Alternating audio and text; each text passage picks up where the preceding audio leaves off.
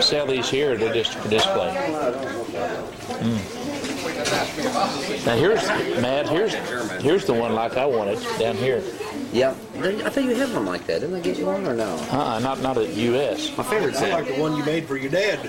Oh yeah, yeah, oh yeah, that one, yeah. Yeah. You see that? What he made I don't think Bob's ever seen one it. shoulder. Man, that thing's neat. You look as good as that. Yeah. Are you ready to? I've got the camera going. I do, but that's all right. Just because you're old, they didn't even ask. Just say Sue. Yeah. Now, if I get the strap out of the way, I'll be able to see things. These are neat. He's old. Yeah. Yeah, those are neat. Well, let's see what else. Well, they got the trucks here. Oh yeah. Yeah. Neat. Yeah.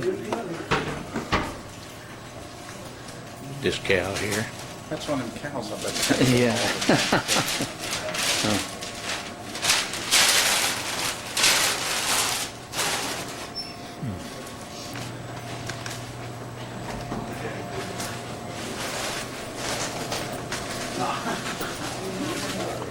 Yeah, they're making the background.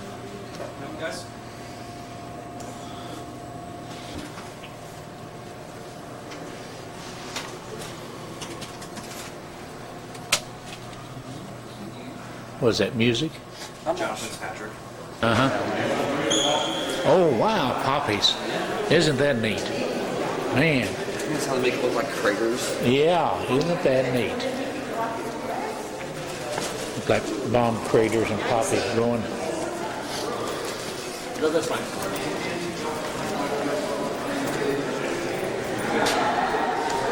Wow.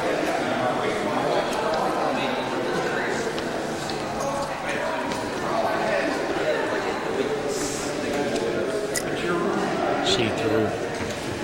Walking on the floor.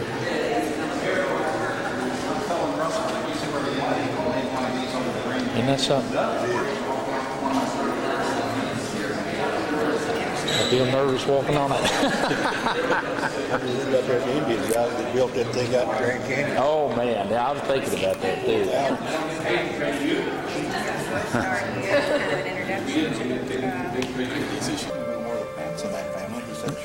Yeah.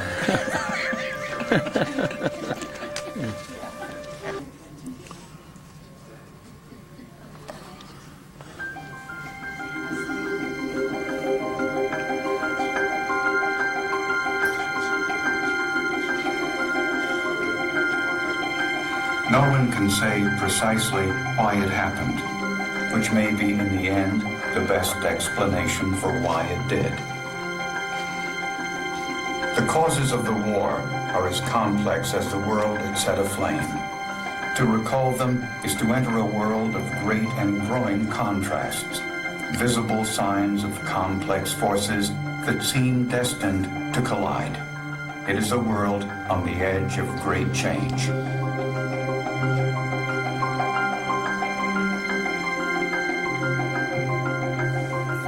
At the turn of the 20th century, Europe is the center of the world's economic and political power. The United States is not yet a major player on the global stage. The five great powers of Europe, Great Britain, Russia, Germany, Austria-Hungary, and France, control much of the world. The same powerful families have ruled Europe's empires for centuries. Nearly all the monarchs are related by blood or marriage to the family of Great Britain's Queen Victoria. From country to country, the forms of government have evolved in different ways, but the tradition of loyalty to a single monarch has largely endured, the destiny of millions subject to the will of one. But the grip of Europe's ruling aristocracy is waning. The pomp and ritual is becoming a pantomime of power, undercut by family rivalries, jealousies, and competition for territory and trade. Peace is war held in check. A tangle of treaties, alliances, and secret agreements between countries has developed over time. like a heap of straws delicately piled. A shift in any of these alliances is sure to trigger a cascading series of conflicts. But with the dawn of a modern age, this world is changing.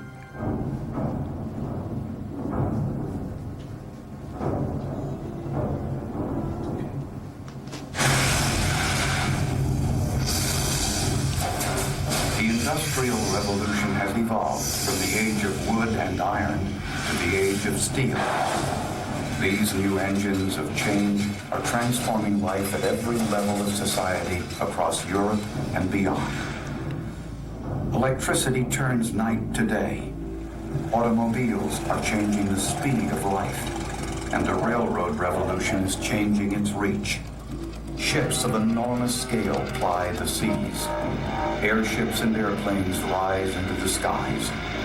Towns become cities, and cities become communication and transportation portals that span continents.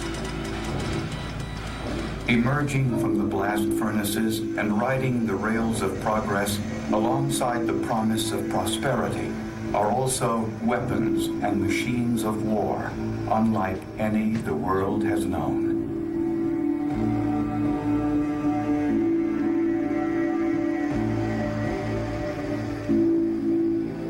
Millions of Europeans, German, French, Slav, Russian, Italian, and British, struggle to make a life amidst the changes occurring across Europe.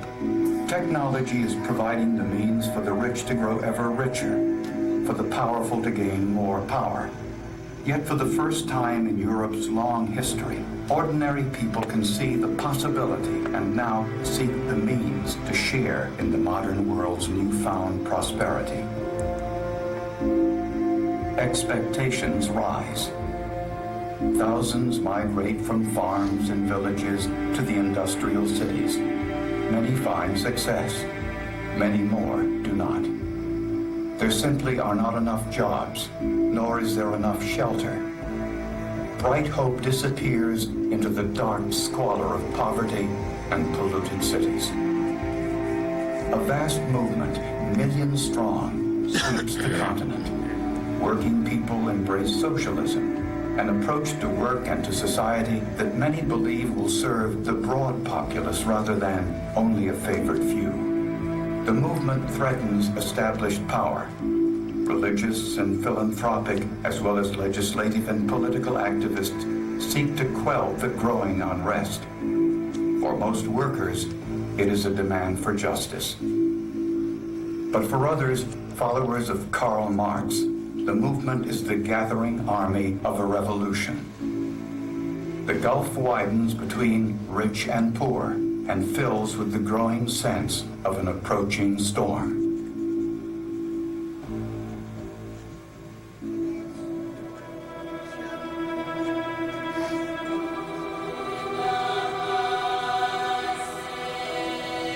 Our parents grew up during that time. Alongside conflict rooted in economic disparity, a heightened awareness of cultural differences is rising across Europe. Over the centuries, common languages tying people together across large areas have evolved. Now, with the revolution in communication and transportation, people in Europe have become aware and proud of distinct cultural differences. Loyalties are radically shifting from one's monarch to one's own people, those who share the same language, culture, and ethnicity. This is the rise of nationalism, a sentiment unknown in Europe only a century earlier. French, German, British, national identity has become a mark of pride and fertile ground for prejudice. Emotion-packed movements unite laborers and the educated elite, liberals and conservatives, in common cause for their own kind, and increasingly against others. In multi-ethnic empires, nationalistic fervor fuels resistance to distant antagonistic rulers. Nowhere in Europe is tension higher than in the Balkans. where Slavic people, aided by the Slavs of Russia, resist the rule of Austria-Hungary.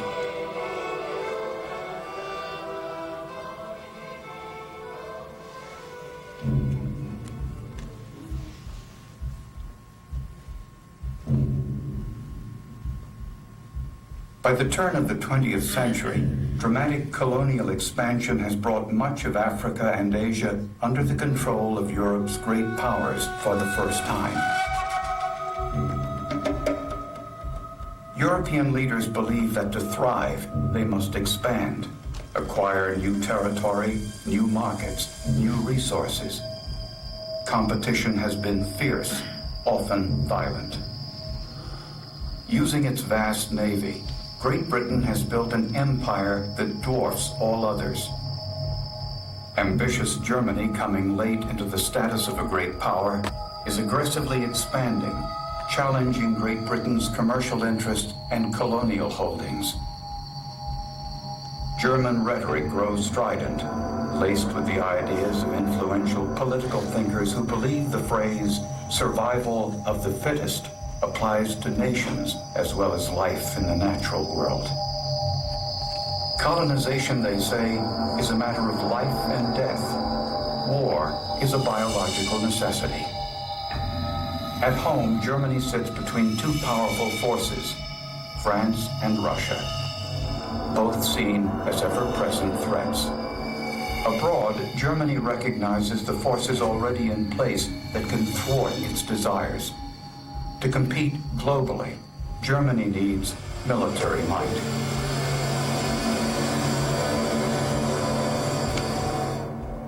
Germany sets out to build a navy to rival Great Britain's and fields the largest army in Europe.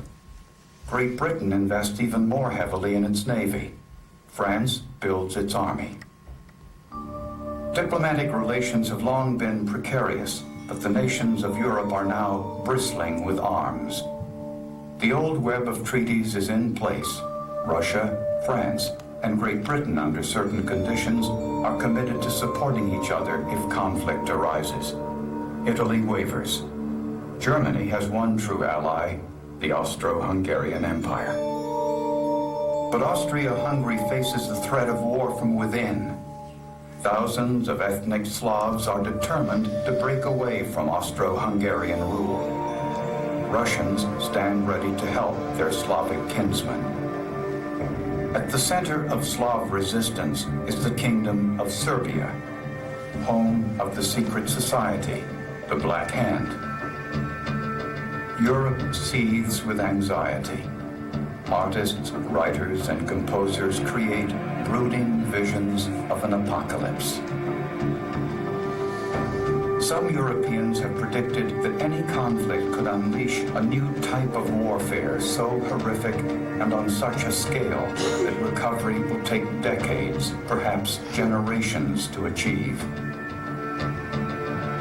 But to others, from intellectuals to politicians and military leaders to common people, the idea of war has emerged not as a scourge, but a solution. As German writer Thomas Mann wrote, war would be a purification, a liberation, an enormous hope.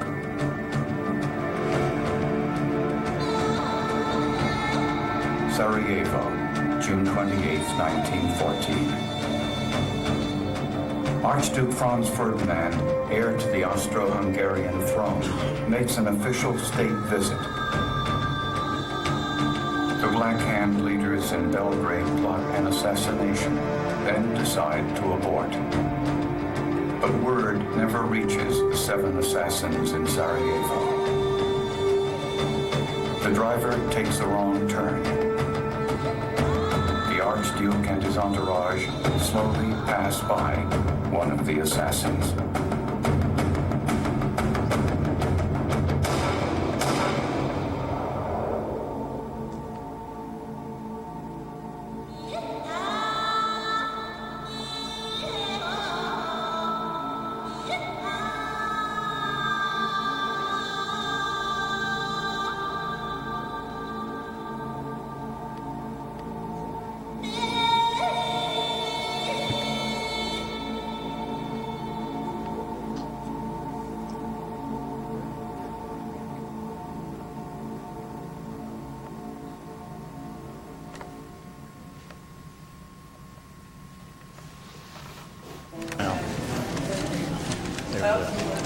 Brother Jeff Adams and his wife.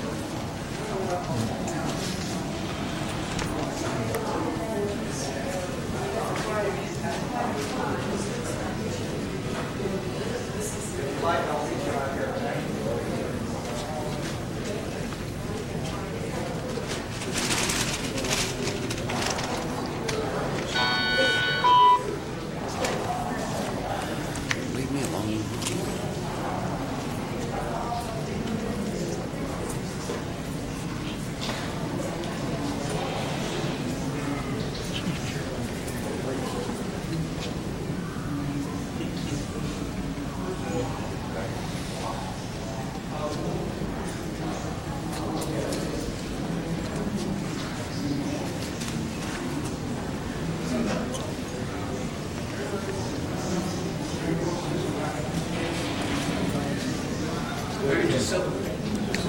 Need to find out where you are, is it better which way we go? Or,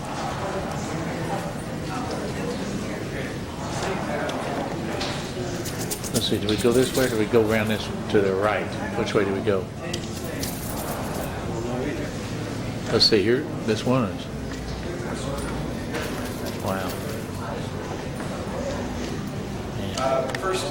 first half of these.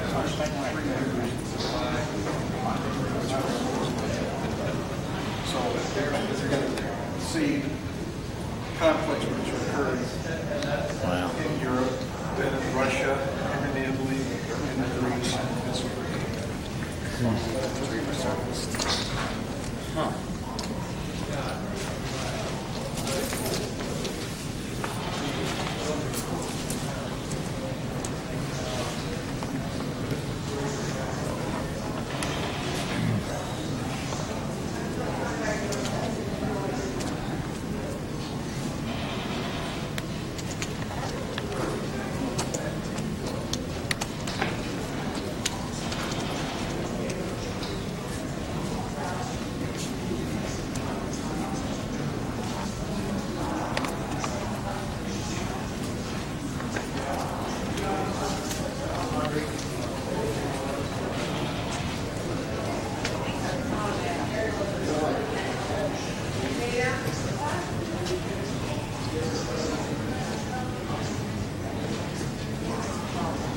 Point of this, look at the German church, you want to see what's on the rest of there.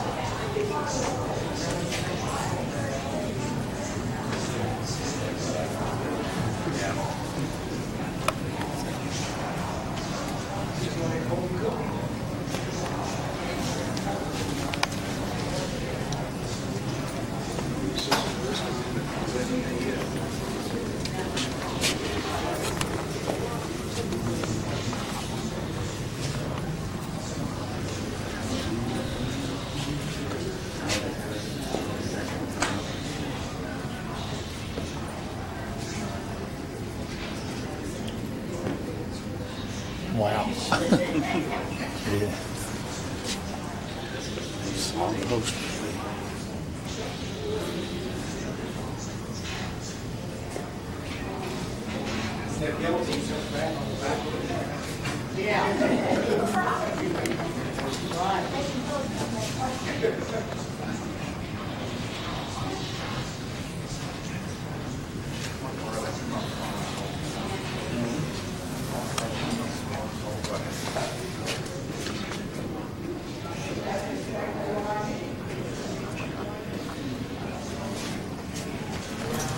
That's neat.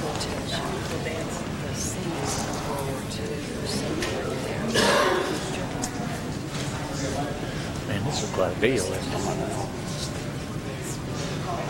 I figured it'd be nice. This is even better, I thought. Man.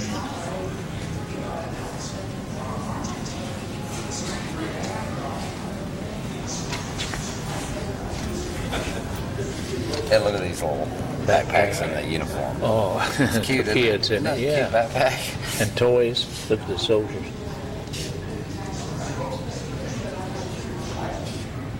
That's a neat. Child's tunic copy from model. Man, It's cute.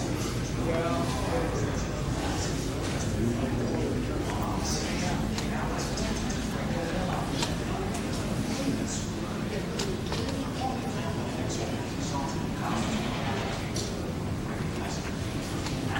grief. Look at these shell casings. Matt, look at these shell casings. Look at that honking shell casing over there.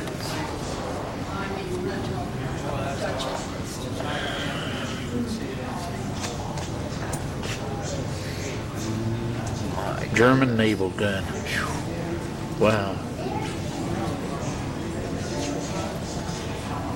And that's up.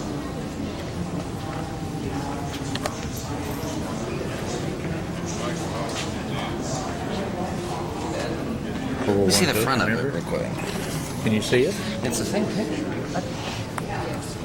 Maybe the one. I don't remember what the front of it looked like, but that page is definitely in there. Yeah. I remember that. Yeah. Of course, that's in it's an Italian, but that may be the same book. Maybe. I had a book, like a real book from that era, and I think it's that book right there. It's in English, the one we have. And then we bought blocks. German spiked helmet. Yeah. Those are neat. It is. And a frog helmet.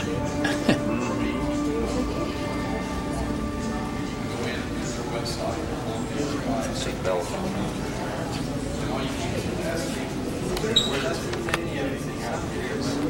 The war that will end war. Oh, that it were true. HG. Yeah.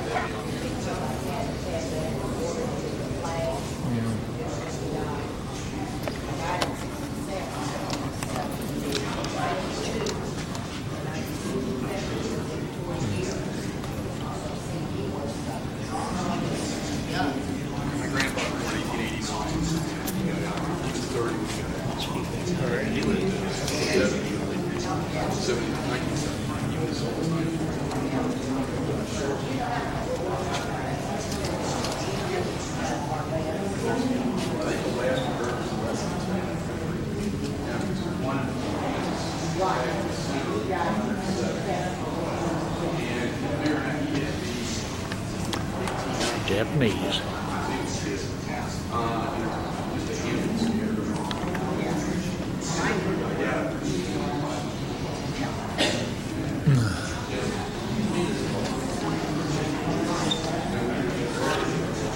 Yeah. Australia. Yeah.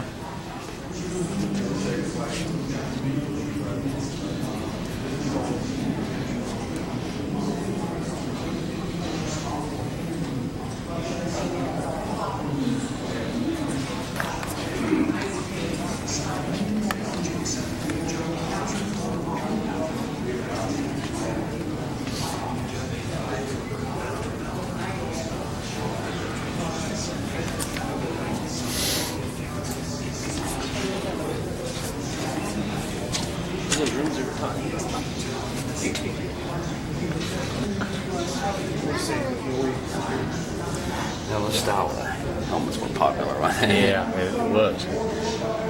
And here's a French finally. Here's the French, Yeah. You know, that all those forces, they're one of the few that didn't change to a more neutral. Well, I mean, the blue got less blue. Yeah. Still blue. The basic uniforms were the same. Yeah. British Royal Army Medical Corps.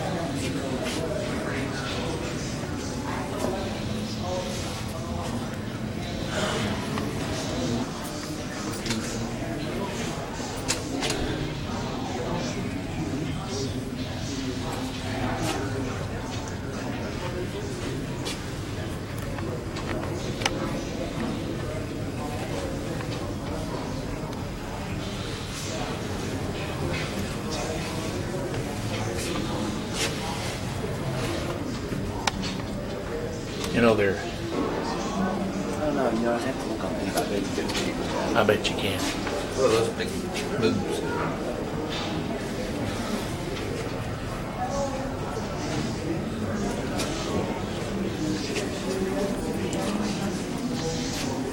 Excuse me, Russ.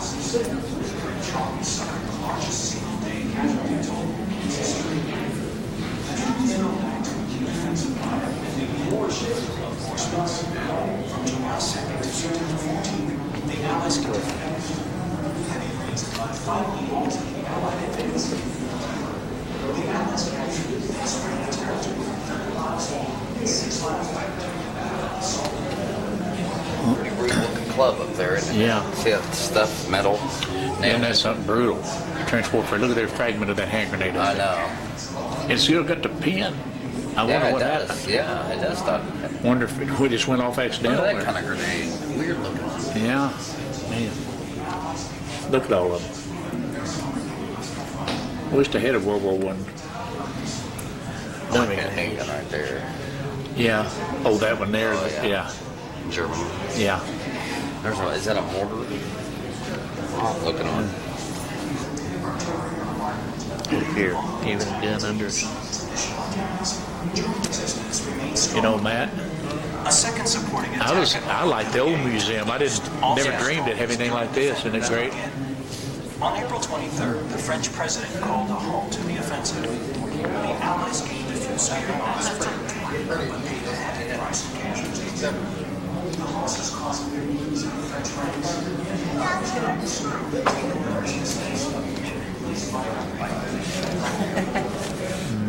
That looks so light, doesn't it? It looked heavy. Yeah.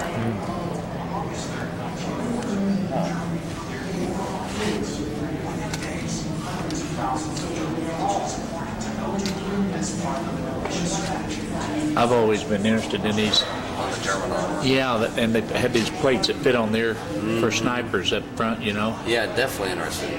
You don't see them much, but that's what those knobs were for. I know it. Yeah. And they put them on all the helmets, I guess, just in case, huh? Yeah.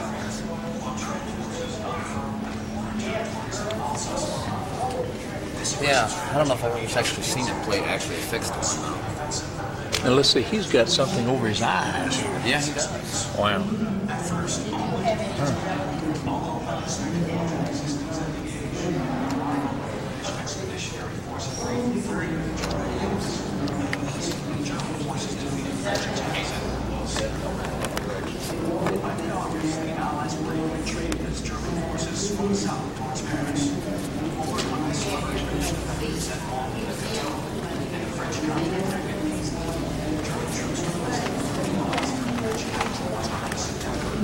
Charlie Chaplin. German troops suffered much higher casualties than expected, and their supply lines were thinly stretched. As German armies approached Paris, a gap appeared in their lines.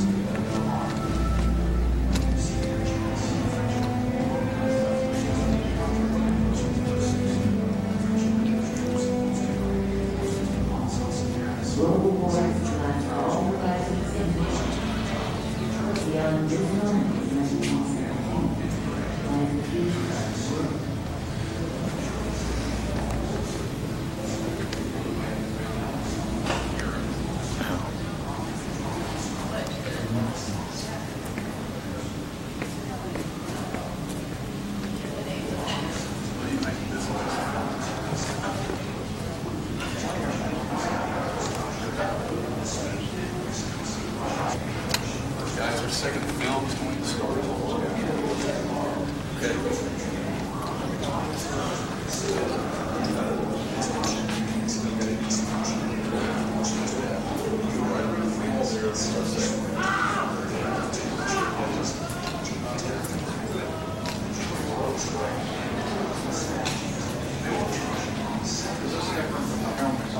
Yes, this film.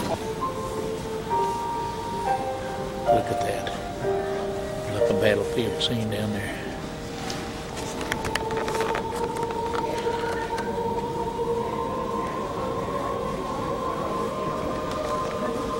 See the biplane over there?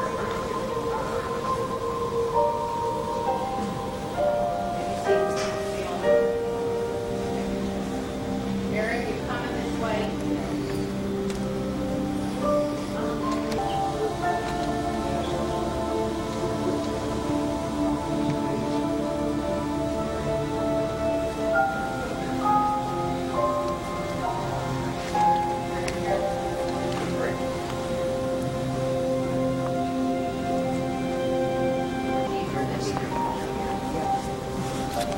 Red, you want closer here toward the middle? Switch with you. Oh.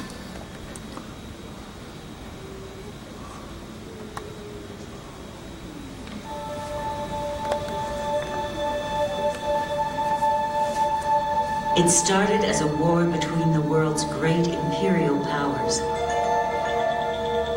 Little over a month, but tens of thousands of lives later, the Allies, Great Britain, France, and Russia, have fought Germany to a stalemate on the Western Front. Germany's plan, to defeat France in a quick knockout blow, then turn its military might against Russia, has failed. The war of rapid movement is over. On both sides, there is but one choice if the armies are to continue fighting. It is absolutely essential not to retreat. Therefore, the men must dig in wherever they find themselves and hold onto the ground they now occupy. The trench war on the Western Front begins.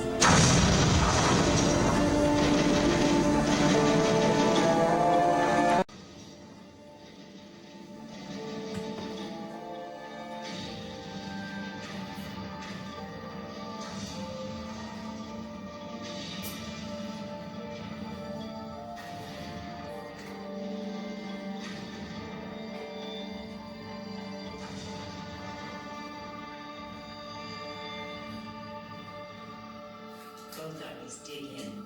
Hundreds of thousands of soldiers, reinforced by wave after wave, millions of new recruits and ever-growing artillery forces, battle along a 475-mile front, from the English Channel to the Swiss Alps.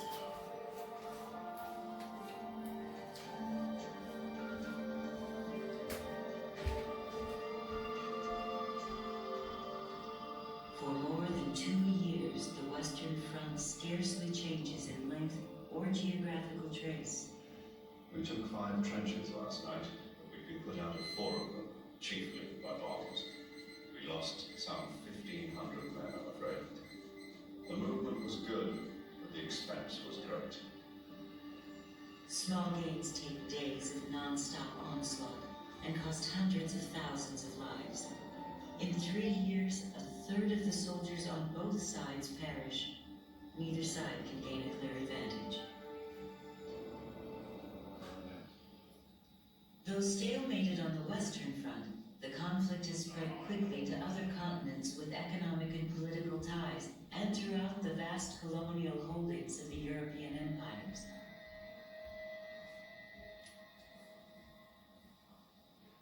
German U-boats torpedo merchant and passenger ships in neutral waters without warning. This unrestricted submarine warfare expands the conflict onto the high seas. With the sinking of the Lusitania in May 1915 and the loss of American lives, the U.S. threatens to break diplomatic ties with Germany, a threat that helps halt Germany's submarine rampage. Still, by the end of that year, the war already called the Great War is now truly a world war.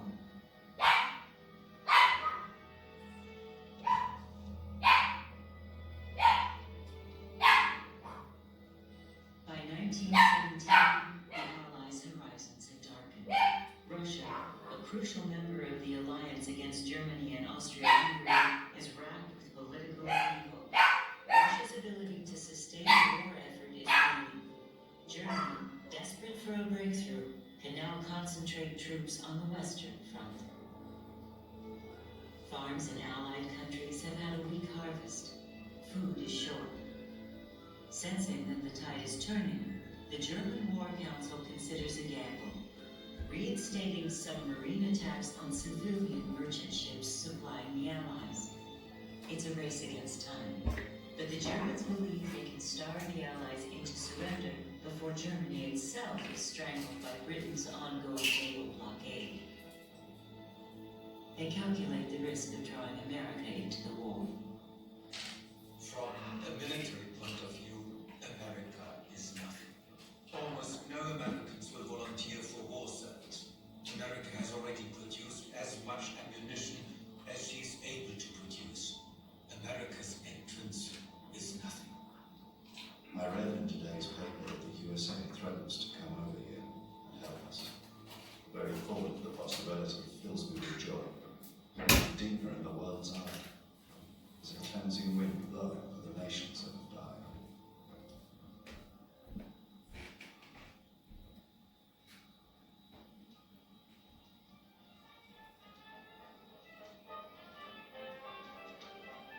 To Americans, the war has always been over there.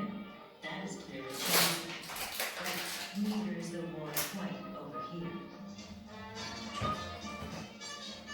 In contrast to war-weary Europe, American life during this same period pulses with energy and, for many, optimism.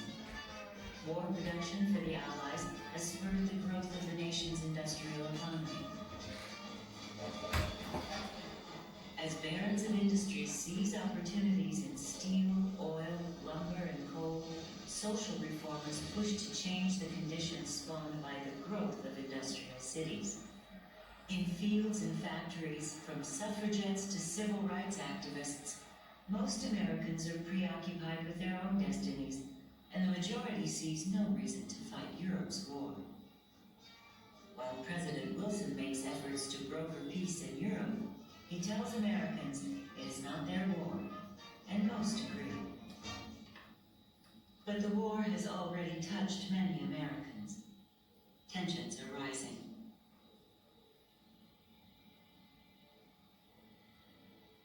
The U.S. is a country of immigrants. 10 million are from Germany and Austria-Hungary. A large Irish and prosperous German-American population backs these forces. Millions of others back the Allies, Great Britain, France, and Russia. Some Americans see the war as a class struggle, the folly of emperors at the expense of common people. For a few, war is a business decision, a golden opportunity to supply the warriors while staying clear of the war. As the debate intensifies, President Wilson narrowly wins re-election in 1916 under the slogan, "He kept us out of the war." But in the early months of 1917, few Americans can deny that war, whether the U.S. joins it or not, is just over the horizon. Germany's unrestricted submarine warfare resumes and begins to take its toll. At 10:30 p.m. there was a muffled noise. 5 sharp blasts. A signal to abandon. Lower away. Someone gave the order. Start it down. My beloved mother and sister have been found and murdered on the high seas. I call upon my government to preserve. For my part, I am a conscientious objector from the word go. They may shoot me if they like, but The war will benefit only the class of people who will be made prosperous, who have already made millions of dollars. I must tell you something of the extraordinary change in this country. Apathy, indifference, and ignorance are fast disappearing under the impact of these great... The war is upon us, and we all, individually in the privacy of our own hearts, collectively as a nation, must decide what we're going to do about it.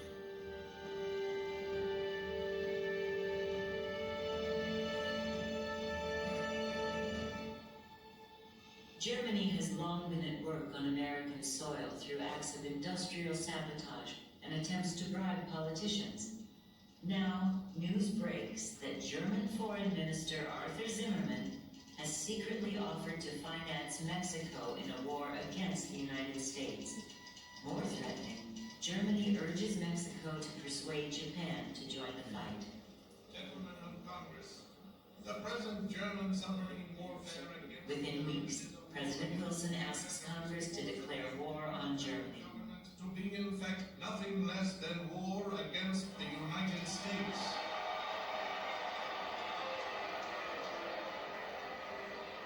At this moment in time, it is not clear whether America's decision has come in time to save the Allies, whether Germany's gamble on unrestricted submarine warfare will pay off, whether some as yet unforeseen event will change the outcome of the war.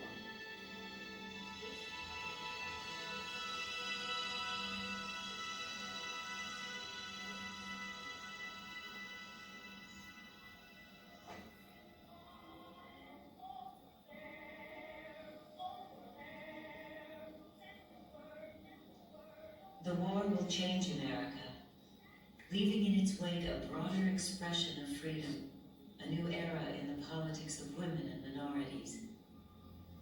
What will this mean to a world America hoped to make safe for democracy?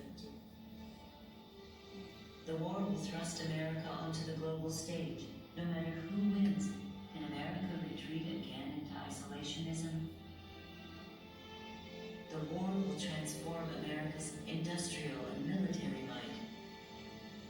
the Allies prevail, how will America use its post-war power? There is one certainty. America's horizon has changed.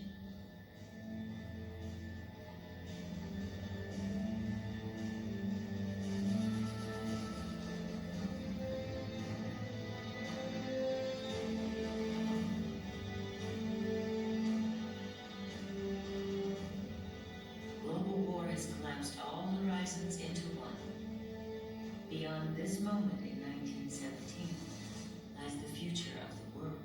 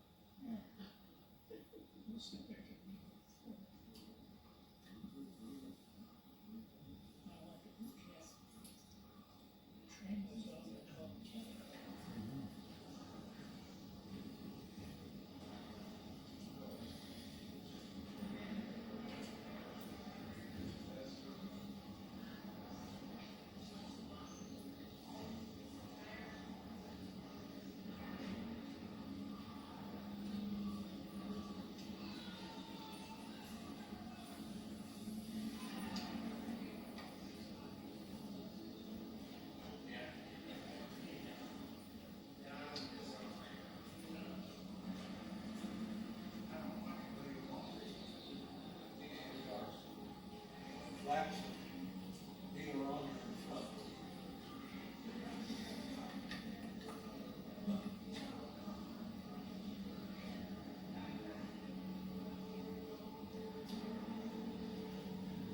Early pilots were balls, they weren't thinking. They had fun.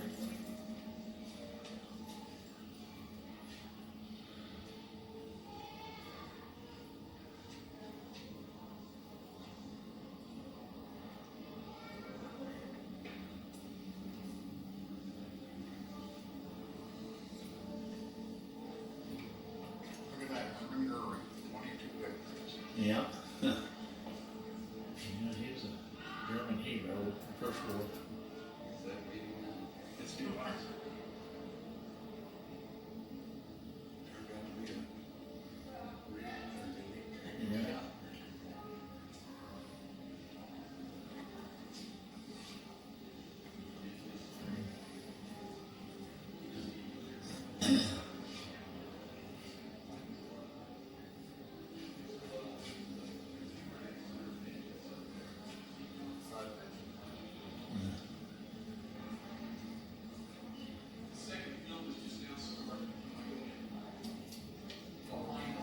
But look at all these, it's showing how to identify these aircraft and stuff.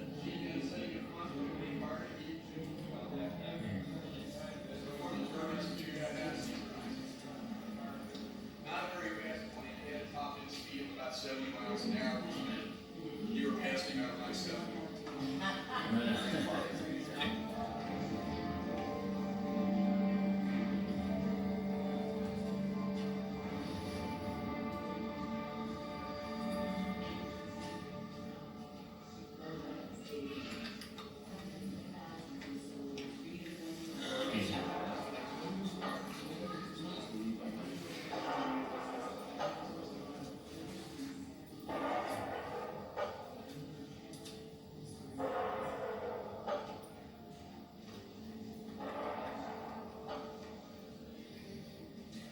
This mistake got with us, Dad. Yes. Yeah. They didn't change the buckles any since from World War I to World War II. Yeah. It looked like to me they did. Yeah, very little anyway. If it Yeah. did. All Even they though did the was center the same, but the center was different.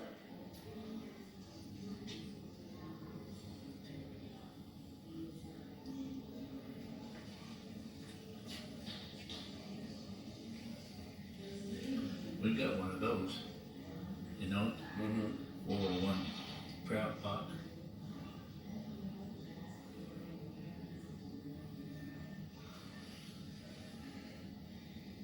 I didn't know it was regulation that they were painting that way. I didn't either.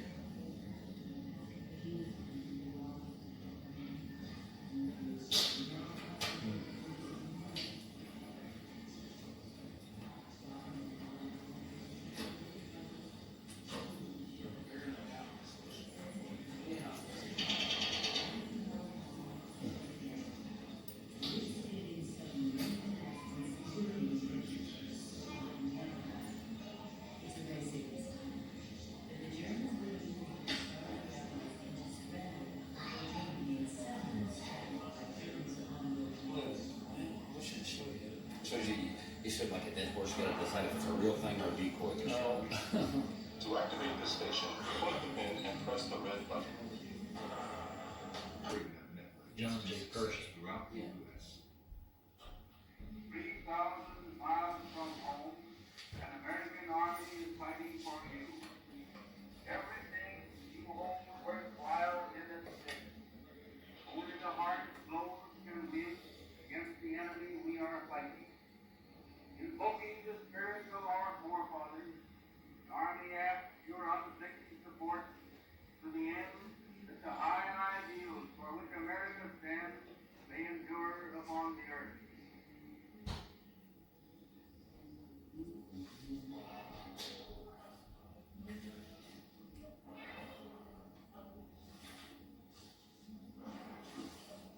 A sound recording produced in the 1960s on World War I offers an opportunity to hear several key voices of the war and to catch a glimpse of the Great War as it began to appear in American popular culture. Listen for the voices of Germany's Kaiser Wilhelm II, Russian revolutionary Vladimir Lenin, and French officers Marshal Ferdinand Foch and Marshal Joseph Joffre. Will be over in 6 weeks. To arms, the Kaiser proclaimed to the German people.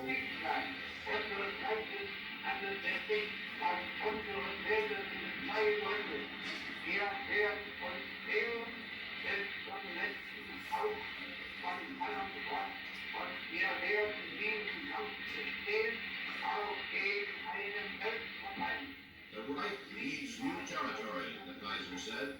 Any hesitation, any delay is treason. He will hold out to the last man, withstand the power of the world. Onward with God to victory. In the gloomy capitals of Europe there was rejoicing. But on April 16th, the Bolshevik revolutionary named Lenin got off a train in Petrograd and immediately denounced the war as shameful imperialist slaughter. The German High Command had passed him into Russia in a sealed railroad car following the overthrow of the Tsar, and Lenin's secret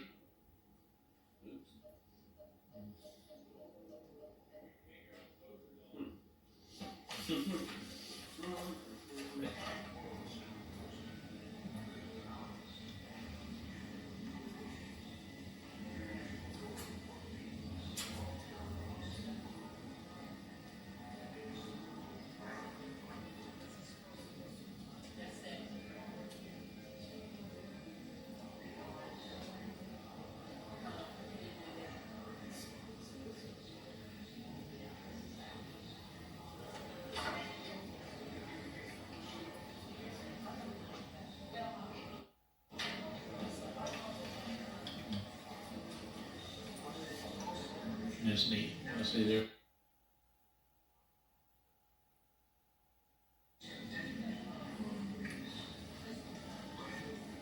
Man, it's so vast, isn't it, man?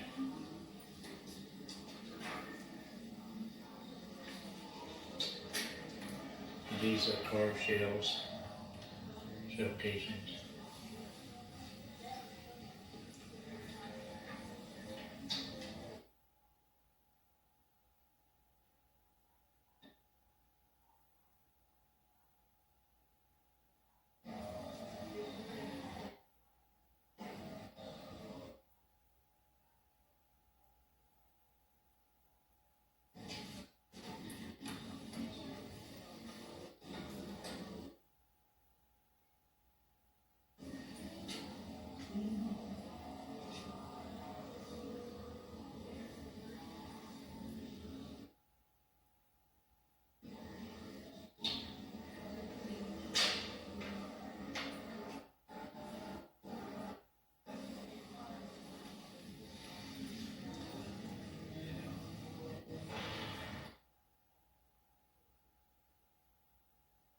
Okay.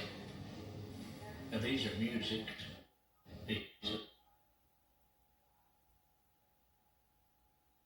You know, pieces of music.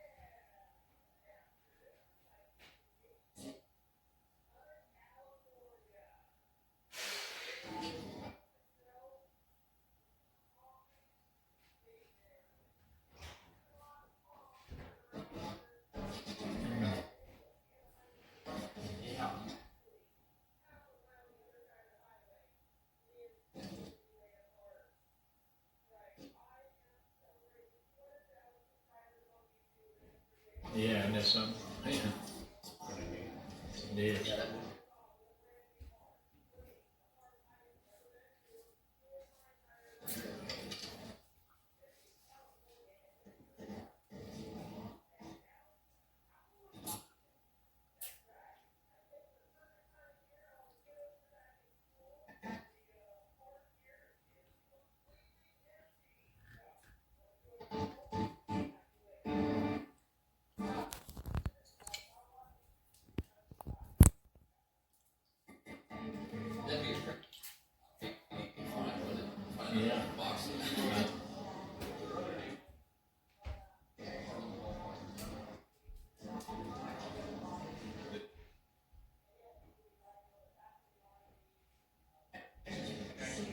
Right tail end. Or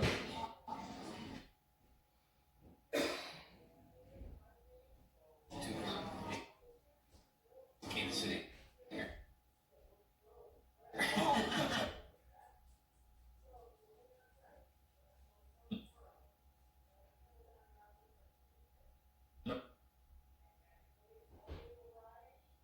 oh, it is something. We want the word to say.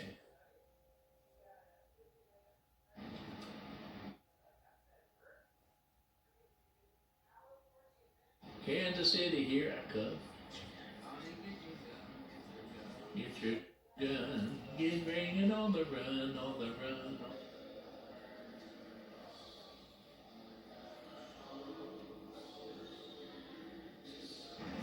Now here's our view on top of the tower.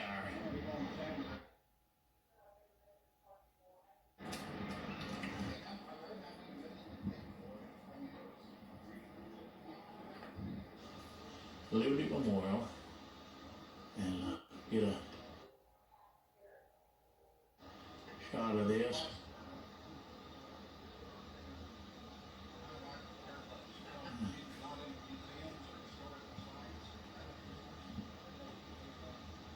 It's neat. You get a fountain and all down there. I hadn't put a fresh battery in. And here's Bob's car. I'm getting ready to leave in. They may leave me if I don't hurt. But anyway, it's really, really neat. We enjoyed it.